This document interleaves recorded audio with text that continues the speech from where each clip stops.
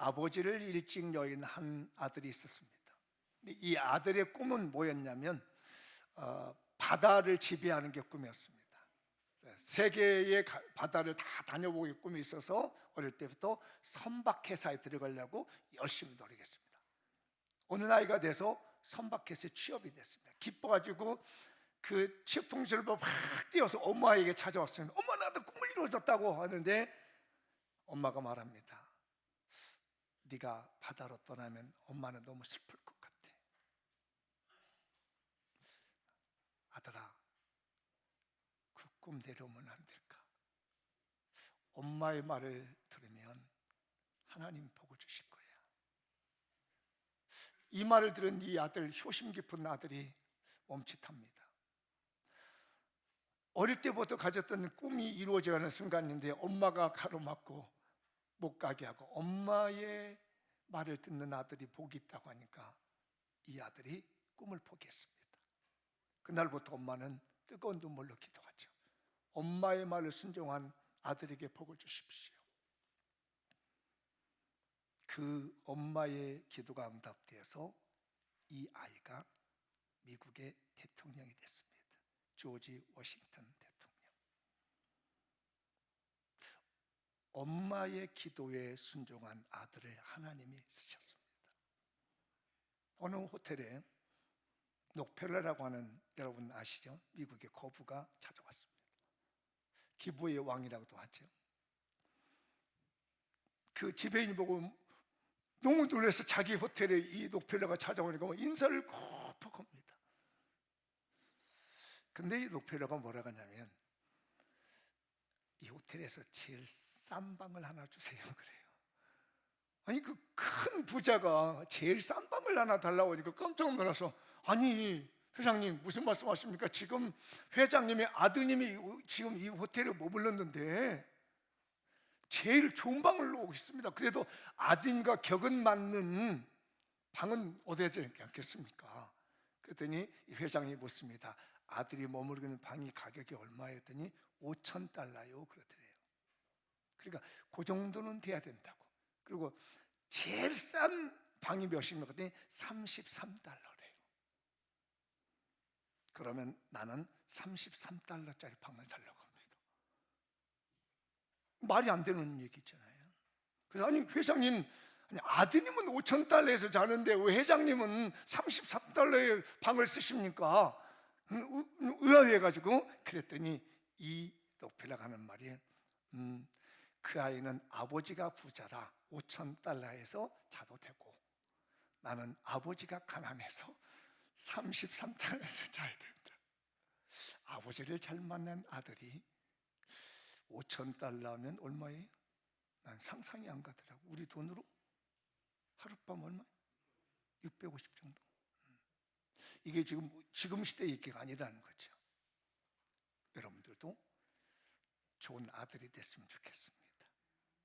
우리 장미용교회 있는 남자분들 모두 다 좋은 아들 되시고 내가 아들입니다라고 당당하게 고백할 수 있는 시간이 되기를 원하며 오늘 말씀을 나눠보도록 하겠습니다.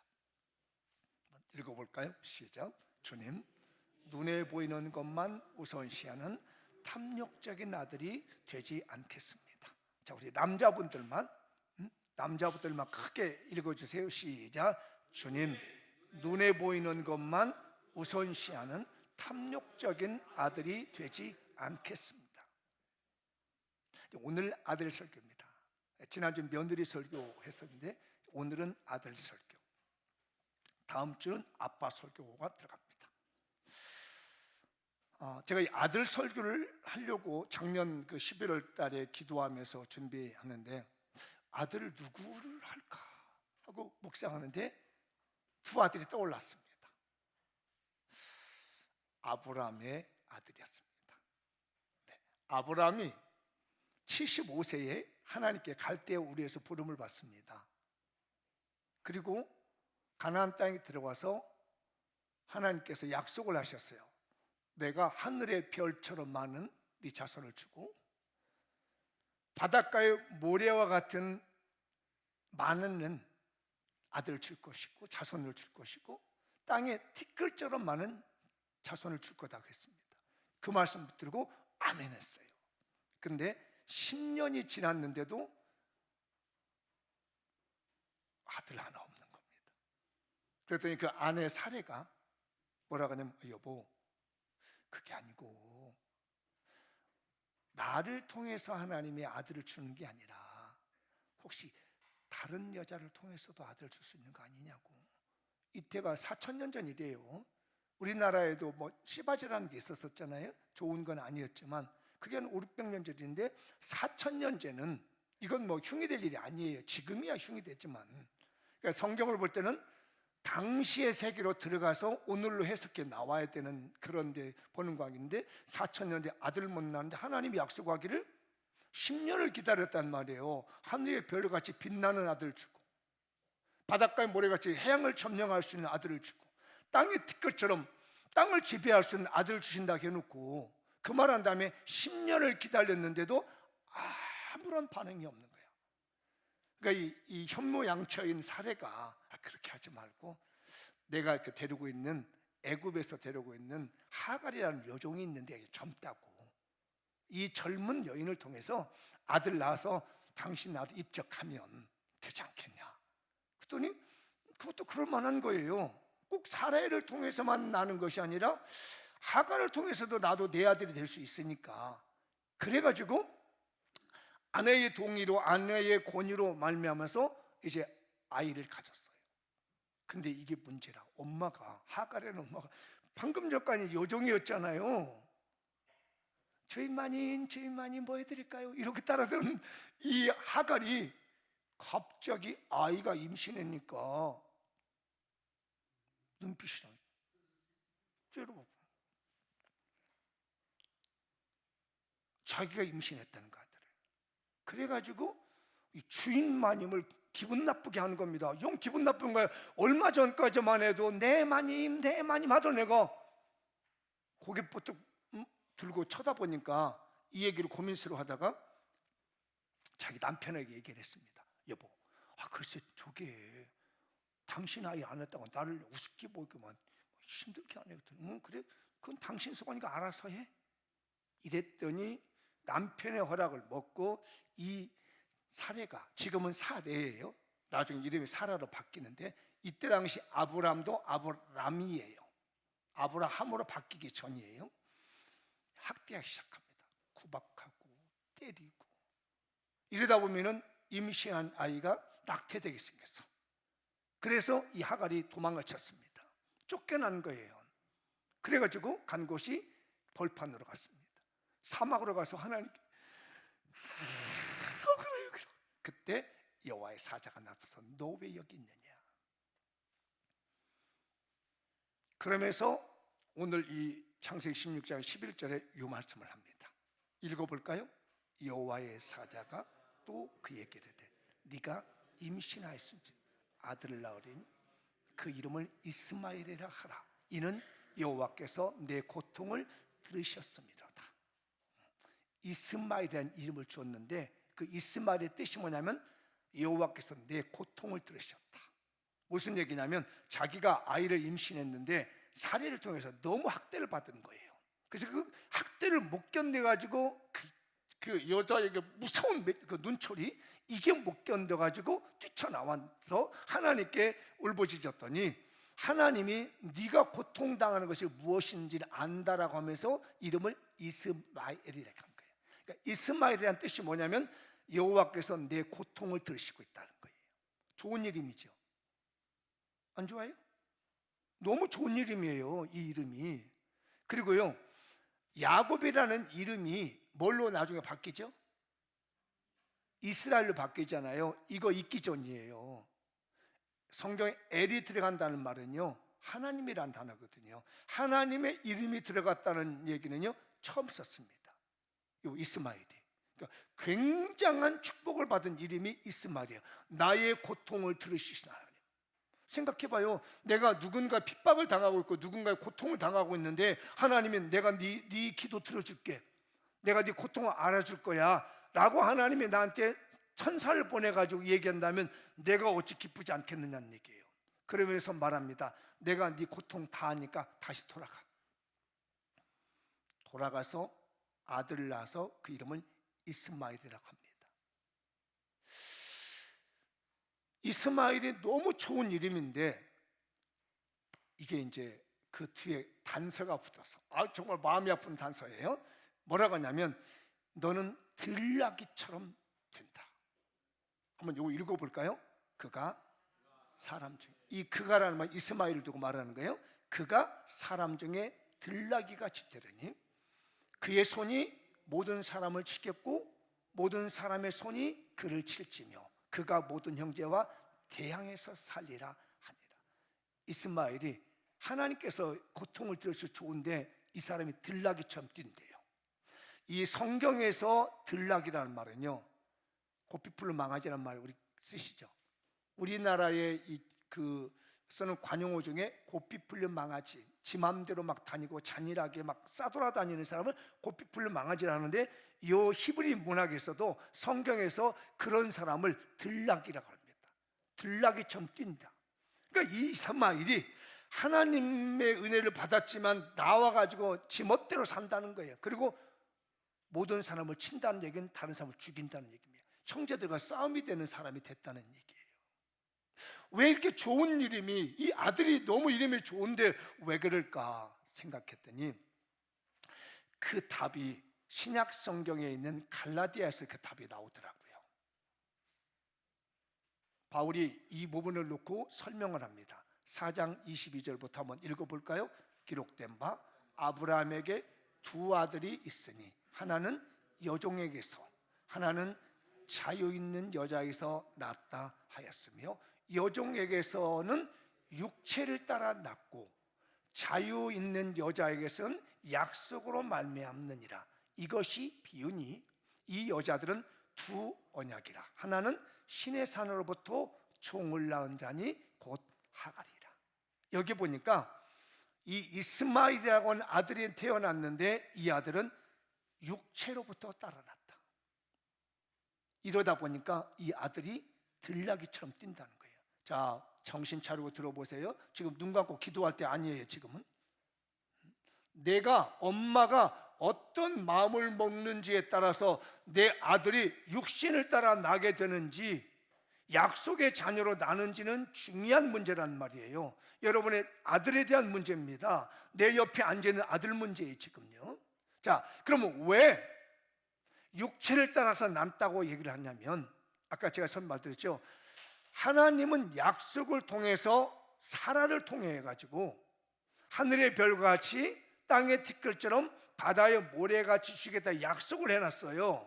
그런데 사람이 머리를 썼습니다. 그렇게만 해서 내 아들이냐, 하갈이라는 여자를 통해서 낳는 것도 내 아들 아니냐, 머리 쓴 거 인간적으로 이해되셨나요?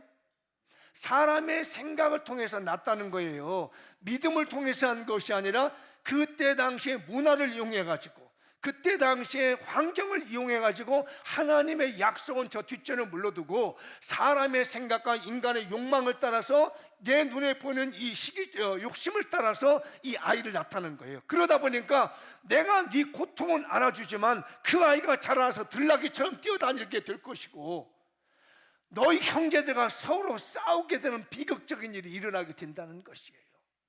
사랑하시는 우리 장명견들이요, 자녀들을 인간의 눈에 보이는 욕망으로만 키우지 마십시다. 마음대로 하세요. 안 하려면 안 하세요. 하면 안 해도 돼요. 나중에 여러분들 자녀들 크는 거 보시라고요. 들나귀처럼 뛰어다니면 되겠냐고. 내 아들이 여기저기서 싸움질하고 다니고 이거 말이에요. 눈에 보이는 육신의 욕망을 따라가지 않는 장미교가 됐으면 좋겠어요. 여러분의 자녀들이, 내 자녀들이 이름은 좋아, 이스마엘, 내가 너의 고통을 들어줬었는데 사는 게 보니까 너무너무 형편없어요. 여러분들 자녀들의 이름 지을 때 그냥 막 지었나요? 아니잖아요.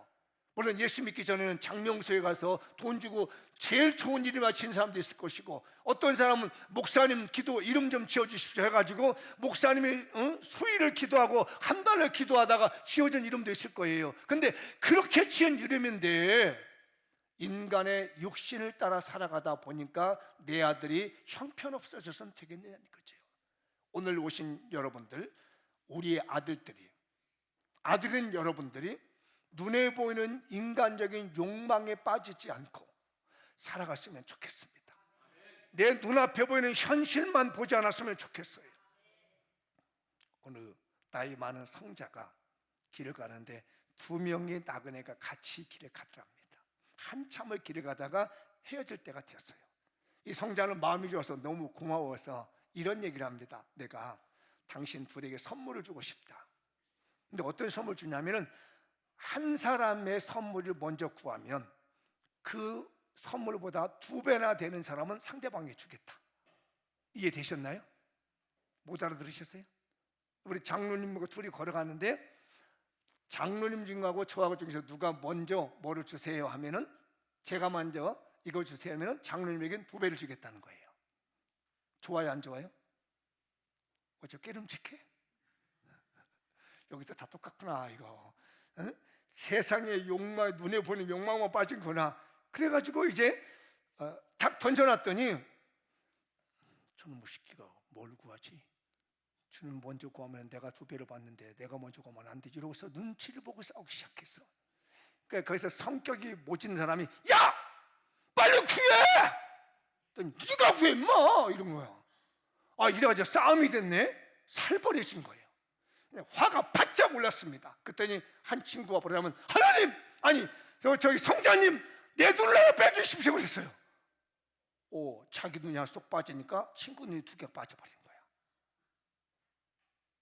미쳤지. 이게요, 눈에 보이는 욕심만 챙기면 너도 죽고 나도 죽어요. 근데 안타깝게 요즘 사회가요 그렇더라고요. 너무 안타까워요. 제가 얼마 전에 우리 노예 회의 때문에 승차를 가져가지 않고 전차를 한번 타봤습니다. 요즘 사는 사람은 어떻게 사는가 구경하고 싶어서 맨날 차만 가지고 다니다 그랬더니 제가 살피죠. 이렇게 쭉 이게 앉아있던 자리가 이제 비기 시작해요. 근데 나이 드신 2 부부가 이제 탔어요.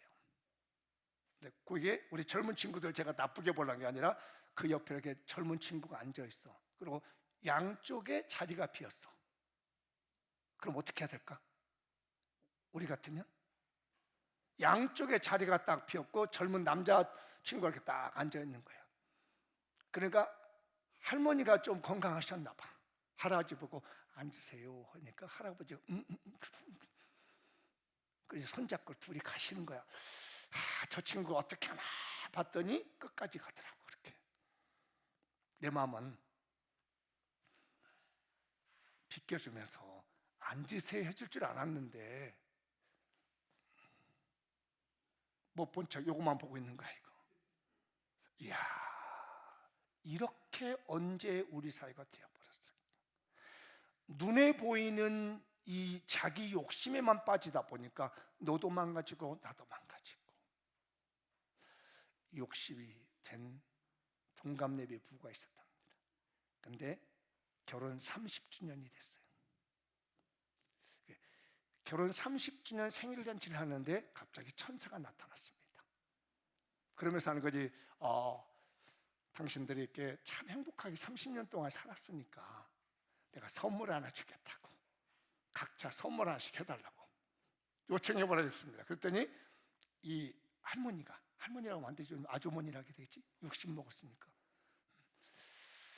저기 천사님, 저희가요 너무 바쁘게 살고 세상 일에 지치다 살다 보니까 세계 일주행을 못했어요. 그러니 세계 일주행 한번 시켜주세요. 그랬더니 알았습니다 하더니 탁 세계 일주행 티켓을 주는 거야. 너무 신난 거고, 자기 아내가 세계 일주행 티켓을 받는 걸 보고 남편이 웃으면서 구하는 겁니다. 뭐라고 구했을 것 같아요? 약간 반전이 있는데, 혹시 알아요? 이 할아버지가 천사님, 저 30살 젊은 여자와 살고 싶어요. 그래. 30살 젊은 여자와 살고 싶다고 하니까 참 곤란한 거야 이게 천사도. 그러더니 날개를 착 펴더니 남편을 이렇게 딱 끌어안았어요. 그리고 날개를 다 폈더니 90세가 됐어.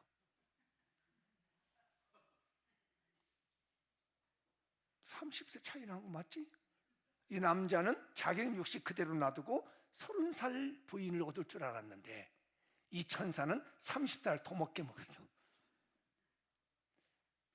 현실에 보이는 욕망에 빠지기 시작하면 모든 것을 잃게 됩니다.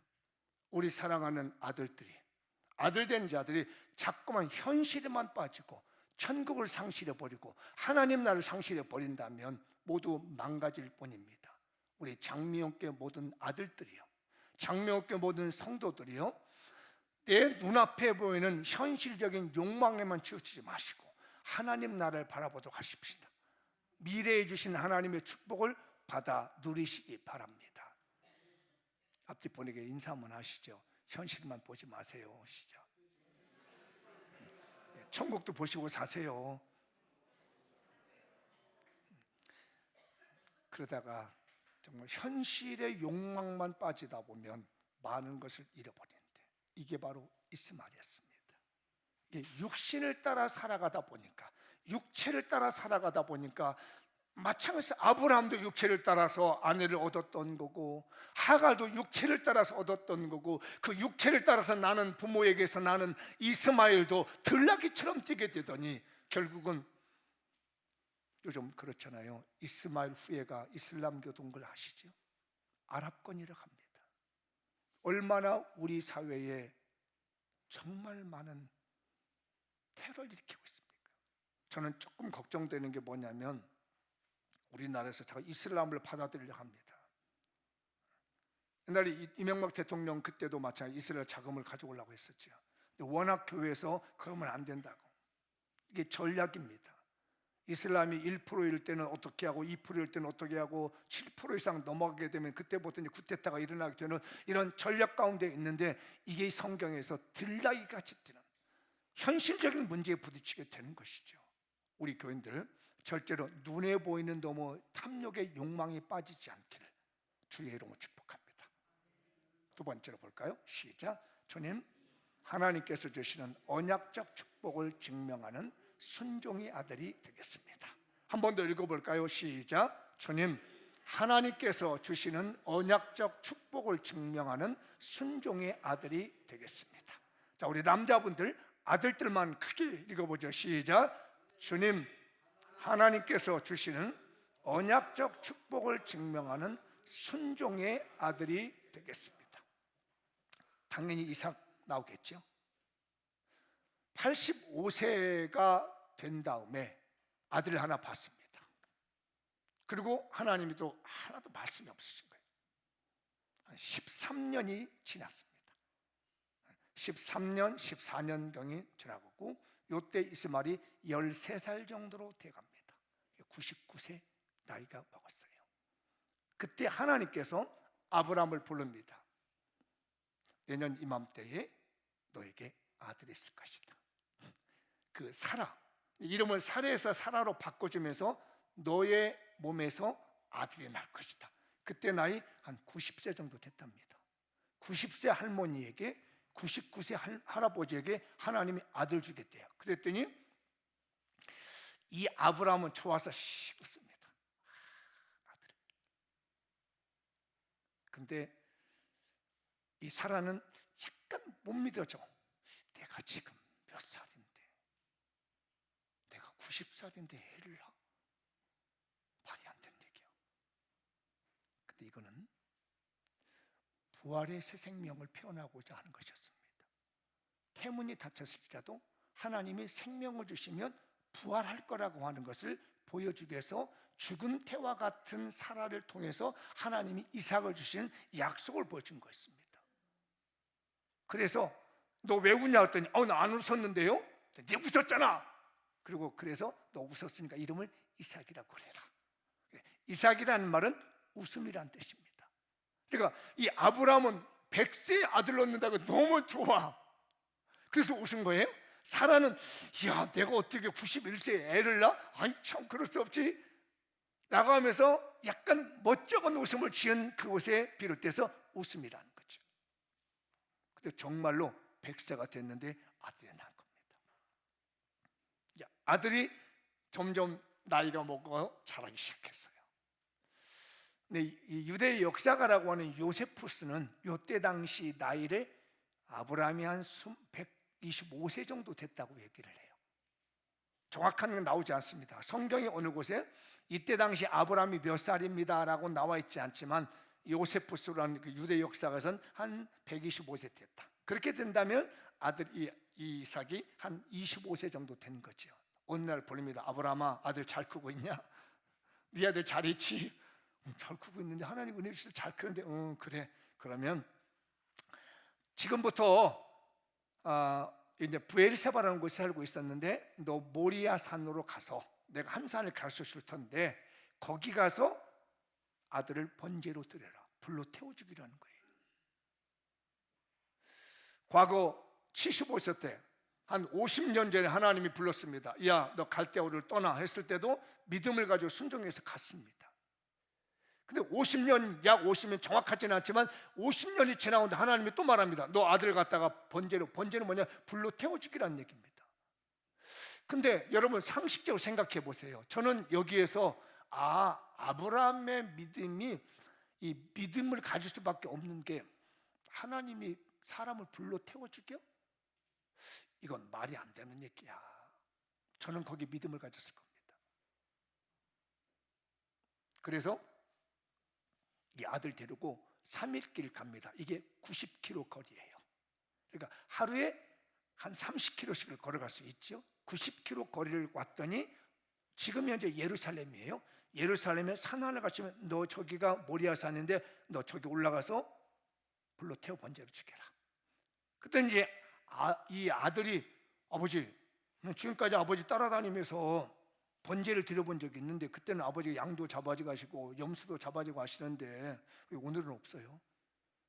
불도 있고 나무도 있는데 왜 아버지 없습니까? 걱정하지 마. 하나님 말이야 가면 다 준비해놨다. 그랬더니 그래요? 웬걸? 도착했더니 그냥 아들을 갖다 꾹꾹 묶거더니 칼을 들어서 찔러 죽이려고 하는 거면 이런 미친 아버지가 어디 있어? 그런데 참 부전자전이라고요. 아버지 닮은 아들이 가만히 있는 겁니다. 우리 아버지의 무슨 뜻이 있겠지. 우리 아버지가 나를 이렇게 칼로 잡아 죽이고 불로 태운다는 무슨 뜻이 있겠지 하고 이 아들이 가만히 있는 거예요. 차라리 도망이나 갔으면 나았을 텐데 그것도 하나 가만히 있습니다. 그때 오늘 여기 나와 있는 말씀이에요. 읽어볼까요? 사자가 이르시되 그 아이에게 내 손을 대지 마라. 그에게 아무 일도 하지 말라. 내가 내 아들 내 독자까지도 내게 아끼지 아니했으니 내가 이제야 네가 하나님을 경외한 줄 안다. 아직까지는 몰랐다는 겁니다. 이게 진짜인지 가짜인지 몰랐는데 이 아들도 바칠 정도면 괜찮아. 인정받습니다. 이 모습을 누가 봐요? 아들이 그대로 배웁니다. 아버지의 신앙을 그대로 이 아들이 보고 배운 거예요. 근데 정말로 하나님이 양을 준비해 줬지. 아버지 말대로 다 믿음으로 말한 아버지 말대로 순종해 갔더니 그대로 된 겁니다. 이 아버지의 믿음을 아들이 그대로 받아들였습니다. 그리고 아버지가 돌아가셨습니다. 아버지가 돌아가시고 난 다음에 그 땅에 기근이 들었어요. 먹고 살 만한 게 없습니다. 보통 이 땅이 기근이 되면 어디로 가냐면 이집트로 내려갑니다. 이집트는 나일강이 있어서 풍요롭기 때문에. 잠시 이제 좀 낫다가는 팔레스타인, 요즘 말하는 팔레스타인이 그 블레셋 지역의 해변 지역이 목초 지역이 있습니다. 그라라는 곳에 그래서 잠시 피해 있는데 하나님이 이삭에게 말합니다. 이삭아, 너 절대로 애굽 내려가지 마라. 이집트로 내려가지 마. 너 여기 힘들지라도 여기 너 있으면 내가 너 복을 줄게. 그랬더니 아버지가 그랬다는 것처럼 자기도 아멘, 알겠습니다 하나님, 제가 어려움이 있을지라도 이 땅에 버티겠습니다. 그래서 그때 농사를 지었는데 이상한 거야. 다들 기근이 났는데 이상하게 이 이삭이 지은 농사가 100배나 잘 되어버린 거야. 아멘을 안 하는구나. 다시 한번, 이삭이 지은 농사가 100배나 잘 된 거야. 난리가 났어요. 거기에 왕이 아비멜렉이라는 왕인데 뒤집어져 버린 겁니다. 눈이 집어졌어. 아니 우리 이 백성들의 그 농사는 전부 말랐는데 왜 저 남의 집 원 사람 굴러온 돌이 와가지고 말이에요, 농사 전에 우리보다 100배나 더 잘나고 난리가 나. 야, 가, 나가 쫓아내버렸습니다. 화가 나가지고 시기가 나가지고 이 순종했던 이삭을 쫓겨납니다. 그러니까 이삭이 도망가지고 골짜기에다가 앉아가지고 우물 파기 시작했어요. 그랬더니 우물에서 물이 나옵니다. 아니 기근진 곳에 어떻게 물이 나와? 가물고 기근 곳에 골짜기에서 그것도 물이 나와요. 여러분 어린 시절에 혹시 동네에서, 저는 시골에서 우물 파는 걸 봤습니다. 이게 보통 일이 아니더라고요. 우물 파는 게, 하나 파는 게. 소식을 들었어요. 어디서 굴러온 게 와가지고 우리 땅에서 우물 팠어? 군대가 쫓아가지고 야 내놔, 우리 땅이야, 쫓아내버립니다. 두 말 안 하고 갑니다. 알았어, 니네 땅이 맞아. 그래서 또 팝니다. 또 뺏어가는 거예요. 이렇게 해서 서너 번의 우물을 다 뺏어갑니다. 그런데 이상하죠. 이삭이 가는 곳마다 자꾸 축복을 받는 겁니다. 아니 해도 안 돼. 자기 땅에서 쫓아내도 축복받고 우물을 뺏어가도 축복받고. 그래가지고 이건 이 사람은 건들면 안 되는 사람이구나, 이건 특별한 사람이구나 해서 자기 군대를 이끌고 자기 부하들 끌고 와서 무릎 꿇어. 내가 지켜보니까 당신은 축복받는 사람이다, 하나님의 축복의 사람들이라고 하면서 축복을 해주는 겁니다. 그러면 지금 29절인데 읽어볼까요? 너는 우리를 해하지 마라. 이는 우리가 너를 범하지 아니하고 선한 일만 내게 행하여 내가 평안히 가게 하였음이니라. 이제 너는 여호와께 복을 받은 자니라. 제발 빈다. 제가 이거 보면서 까불고 있네, 아이고 웃기고 있네 그랬습니다. 아니 우물 뺏어갈 때는 언제고, 그 한두 개도 아니에요. 우물 뺏어갈 때는 언제고, 자기가 농사가 잘 돼서 쫓아낼 때는 언제고. 뭐라고 그래요? 우리가 너를 범하지 아니하고 선한 일만 했다고요? 제가 그래서 가짜는데 정말 그랬습니다. 아니 지금까지 얼마나 핍박을 했는데 와서는 야 내가 너희들 안 죽인 것만도 다행이야, 너 죽였으면 끝났을 텐데 그래도 그냥 쫓아낸 걸로만, 내가 추방한 걸로만 감사하게 여겨. 우리 그 대신 절대 해하지 마라. 왜? 이삭이 너무나 강대해져 버리니까. 그러면서 고백합니다. 야 보니까 너는 진짜 여호와 하나님께 복을 받은 사람이야. 결국은 고백을 끌어내고 맙니다. 한번 앞뒷번에게 축복을 하시죠. 내가 보니까 당신은 여호와께 복 받은 사람입니다. 시작. 한번 해봐요. 그냥 혼자만 하지 말고 앞뒷번에 다시. 내가 보니까 당신은 하나님께 복 받은 사람이네요.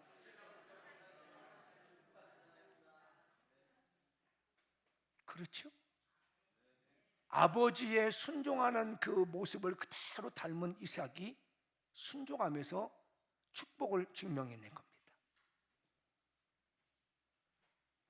저는 이 말씀 보면서 우리 남자분들에게서 기도하면서 했습니다. 하나님, 우리 교회의 아들들이 하나님 말씀에 순종하다가 하나님의 축복을 사람들에게 보여줘서 증명해낼 수 있는 사람, 이게 바로 하나님께 받는 축복이다.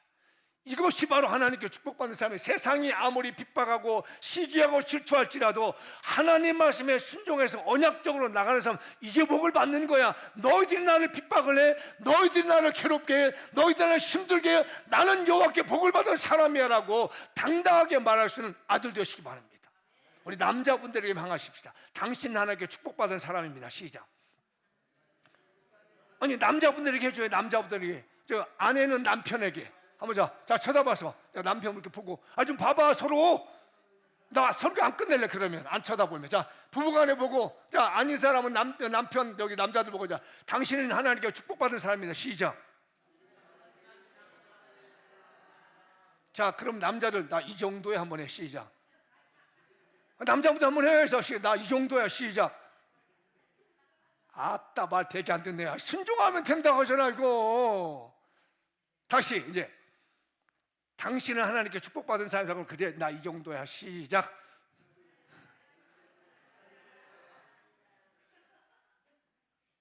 근데 그게 순종했을 때 오는 거랍니다. 하나님의 말씀에 순종했을 때 그 누구도 막을 수 없는 하나님의 축복을 아들들에게 줍니다. 저는 이 말씀이 우리 남자분들에게 가기를 간절히 원했고, 또 그런 모습을 바라본 아내는 또 얼마나 행복하겠어요. 참 순종하는 그 모습에 세상 직장 가면 사업하면서 경쟁자가 많고 시기하는 사람들 많고 핍박하는 사람 많는데 남편이 탁탁 이기고 나가는 거야. 이거 든든하게 나가는 거야 이게요. 그럴 때 아내는 뒤에서 우리 아내 최고다. 그때 우리 어머니 아버지는 얼마나 계속 역시 우리 아들 우리 최고야. 이게 다른 게 아니었습니다. 하나님의 언약적인 축복을 순종으로 보여주는 거예요. 이건 사람의 힘으로 하는 게 아닙니다. 하나님의 신적인 은혜가 임해야 됩니다. 사람의 노력으로 되는 게 아닙니다. 이건 하나님의 은혜가 그 아들에게 임해야만 되는 겁니다. 근데 참 놀라운 것은 아버지를 닮아간다는 것입니다.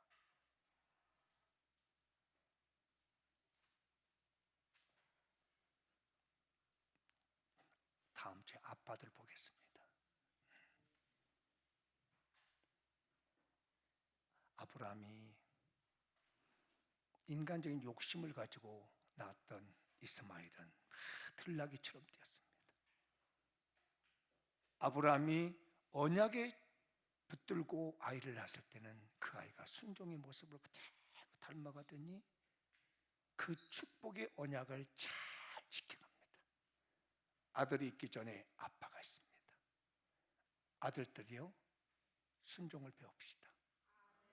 하나님 말씀에 순종하고 부모님 말씀에 순종하는 순종을 받으셔서 우리 모든 교인들이 이 축복 받았으면 좋겠고, 이게 하나님의 축복입니다라고 증명해낼 수 있기를 바랍니다. 마무리를 쳐볼게요. 이제 아들들이요, 결단합시다. 주님, 눈에 보이는 것만 우선시하는 탐욕적인 아들이 되지 않겠습니다. 주님, 하나님께서 주시는 언약적 축복을 증명하는 순종의 아들이 되겠습니다. 주님, 눈에 보이는 탐욕을 버리고 순종으로 언약적 축복을 증명해 가족 구원하겠습니다.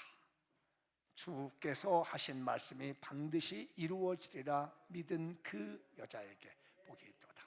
만군의 여호와가 이루노라. 내가 하늘문을 열고 너희에게 복을 쌓을 곳이 없도록 붓지 아니하나 보라. 여러분들 쌓을 곳이 없도록 부어주신 하나님을 금년에 체험할 수 있기를 바랍니다. 다 같이 자리에 나서서 오늘 말씀 붙들고 통성으로 기도합니다.